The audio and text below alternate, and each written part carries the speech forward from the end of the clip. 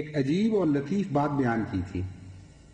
اور واقعی وہ بات اتنی لطیف ہے کہ اگر کسی مولوی صاحب کے ذہن میں آ جاتی تو بڑا تعجب ہوتا ہمیں۔ ان کے ایک دوست کو سمجھ آئی ہے، لیکن وہ ان میں یہ سعادت تھی مولوی صاحب میں کہ اس سچی بات کو انہوں نے پسند کیا اور پھر آگے اپنا کر اس کو پیش کیا۔ بات واقعی بہت لطیف ہے۔ کہتے ہیں کہ جو میرے دوست نے عجیب بات بیان کی وہ یہ تھی کہ اگر سواد اعظم کے معنی یہ بھی مان لیے جائیں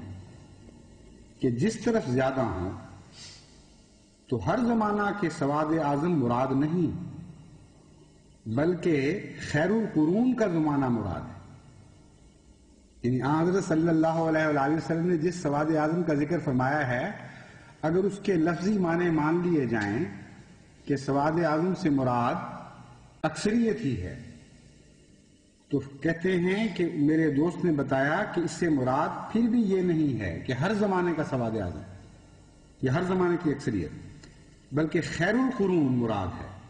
یعنی وہ زمانہ جو آن حضرت صلی اللہ علیہ وآلہ وسلم کے اپنے ارشادات کے مطابق نیکی کا زمانہ تھا، سچائی کا زمانہ تھا، روشنی کا زمانہ تھا،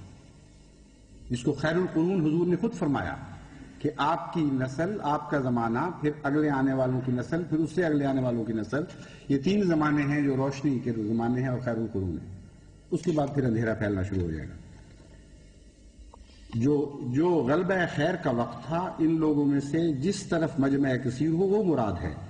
نہ کہ ثم یفش الکذب کا زمانہ، نہ کہ وہ زمانہ جو آن حضرت صلی اللہ علیہ وآلہ وسلم کے اپنے الفاظ کے مطابق جھوٹ کی اشاعت کا زمانہ ہے۔ بڑی عمدہ، بہت پختہ بات ہے، اس کے خلاف کوئی دلیل پیش نہیں کی جا سکتی۔ سواد اعظم خود حضور اکرم نے فرمایا، لیکن ساتھ یہ بھی تو فرما دیا کہ خیر القرون تین ہیں، تین نسلوں کا نام ہے، اس کے بعد کذب کی اشاعت شروع ہو جائے گی، اس کے بعد اندھیرا پھیل جائے۔ اس کو آن حضرت صلی اللہ علیہ وآلہ وسلم نے خیر القرون نہیں فرمایا، اس لیے جو خیر القرون نہیں ہے اور جھوٹوں کی اکثریت کا زمانہ ہے، اس کو سواد اعظم کہہ دینا اور اس سے شرعی استنباط کرنا بالکل بے بنیاد بات ہے۔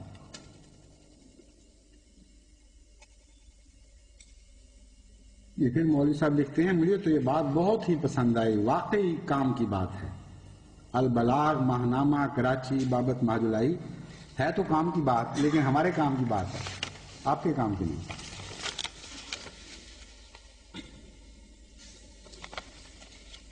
اور وہ جو زمانہ ہے جس کو حضور اکرم صلی اللہ علیہ وآلہ وسلم اشاعت کذب کا زمانہ قرار دیتے ہیں، اس کے متعلق سنیے کہ اس زمانے کے کیا حالات ہوں گے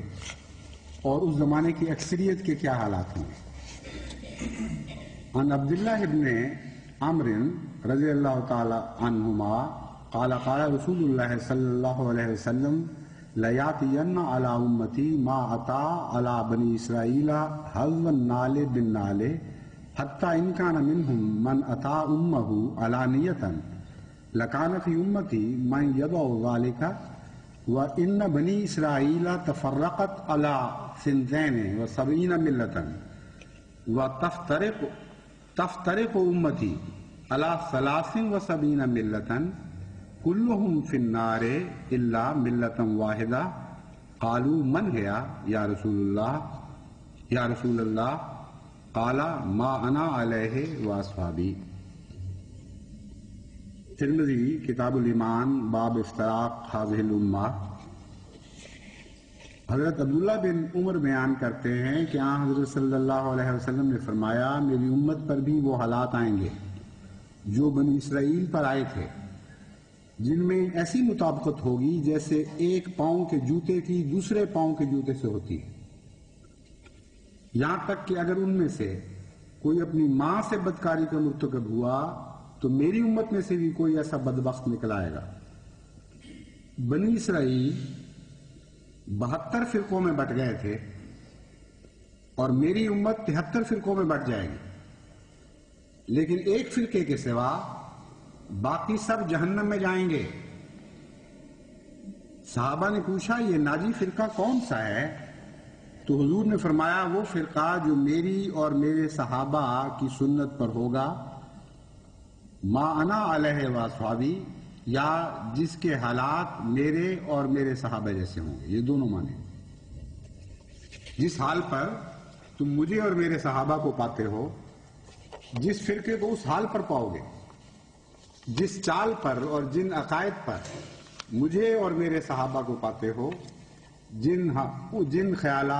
خیالات اور ان عقائد پر اگر کسی فرقے کو پاؤ گے تو وہ میرے والا فرقہ ہے اور وہ ناجیہ ہے۔ یہ حدیث ایک بہت بڑی اہمیت کی حدیث ہے، خصوصاً اس ٹولے کے لیے جو آج کل پاکستان پر مسلط کیا جا رہا ہے، جسے وہابی اہل حدیث ٹولہ کہا جاتا ہے، کیونکہ ان کے بانی حضرت محمد بن عبد الوہاب رحمۃ اللہ علیہ ایک بہت بڑے بزرگ اور مواحد گزرے ہیں، جو اس فرقے کے بانی ہیں۔ مسلمانان حجاز کی بھاری اکثریت ان کو 12ویں صدی کا مجدد تسلیم کرتی ہے۔ وہ یہ حدیث لکھ کر، یہی جو میں نے پڑھ کے سنائی ہے، فرماتے ہیں فَهَذِهِ الْمَسْأَلَةُ أَجَلُّ الْمَسَائِلِ، یہ مسئلہ اجل مسائل میں سے ہے۔ اور پھر فرماتے ہیں وہی فقیہ ہے جو اس پر عمل کرتا ہے، یعنی 72 فرقوں کو عملاً ناری اور ایک کو جنتی قرار دیتا ہے، صرف اور صرف وہی مسلمان ہے۔ یعنی اسلام کی تعریف انہوں نے یہاں پہنچ کے یہ کر دی کہ یہ حدیث اتنی اہم ہے، اور جو مسئلہ اس میں حضرت اقدس محمد مصطفیٰ صلی اللہ علیہ وآلہ وسلم نے پیش فرمایا ہے وہ اتنی اہمیت کا حامل ہے کہ جو شخص اس کو تسلیم کرتا ہے، اس پر عمل کرتا ہے، یہ مانتا ہے کہ ہاں جب فرقے تقسیم ہو جائیں گے تو 72 ناری ہوں گے اور ایک جنتی ہوگا، وہی ہے جو مسلمان ہے، وہ دوسرا مسلمان کوئی نہیں۔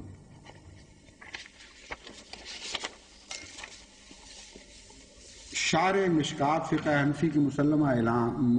عالم حضرت امام ملا علی قاری 73 فرقوں والی حدیث نبوی کی شرح میں لکھتے ہیں پس یہ 72 فرقے سب کے سب آگ میں ہوں گے، اور ناجی فرقہ وہ ہے جو روشن سنت محمدیہ پر قائم ہے اور وہ پاکیزہ راستہ احمدیہ ہے۔ ان کے الفاظ یہ ہیں فَتِلْكَ اثْنَانِ وَسَبْعُونَ فِرْقَةً كُلُّهُمْ فِي النَّارِ وَالْفِرْقَةُ النَّاجِيَةُ هُمْ أَهْلُ السُّنَّةِ الْبَيْضَاءِ الْمُحَمَّدِيَّةِ وَالطَّرِيقَةِ النَّقِيَّةِ الْأَحْمَدِيَّةِ۔ عظیم شان بزرگ تھے، کیسے خدا کے تعلق والے لوگ تھے، ایک پیشگوئی پر ایک اور پیشگوئی کر رہے ہیں اور خوب کھول کے بتا رہے ہیں کہ وہ محمدیہ فرقہ احمدیہ فرقہ کے رستے پر ہوگا اور کہیں تمہیں نظر نہیں آئے گا۔ اور اس حدیث کو مسلمانوں کے ہر گروہ نے تسلیم کیا اور اپنے اوپر لگاتے رہے۔ ایک وہ وقت تھا کہ شیعہ کہتے تھے کہ ہم وہ ایک فرقہ ہیں اور باقی سارے دوسرے فرقے ہیں، اور سنی یہ کہہ رہے تھے کہ ہم وہ ہیں جو ایک ہیں، ان میں سے ہر فرقہ یہ کہتا تھا اور باقی دوسرے ہیں۔ چنانچہ ایک شیعہ حوالہ میں آپ کے سامنے رکھتا ہوں، وہ 72 فرقوں والی حدیث کا حوالہ دے کر علامتیں بتاتے ہیں، کہتے ہیں یہ دیکھو 14 اختلافات اپنے اور دوسرے مسلمانوں کے بیان کرتے ہیں، اور یہ عنوان اس کا یہ بنایا ہے، انہوں نے کہتے ہیں کہ شیعہ حضرت امیر المومنین امام المتقین اسد اللہ الغالب علی ابن ابی طالب علیہ السلام کو خلیفہ بلا فصل بعد پیغمبر آخر الزمان وسلم کے جانتے ہیں، اور ان کے بعد ان کی اولاد سے 11 فرزند امام مہدی آخر الزمان علیہ السلام تک یکے بعد دیگرے خلیفۃ الرسول اور امام برحق مانتے ہیں، لیکن باقی 72 فرقے پہلا خلیفہ ابو بکر، دوسرا عمر، تیسرا عثمان، چوتھا علی علیہ السلام کو جانتے ہیں۔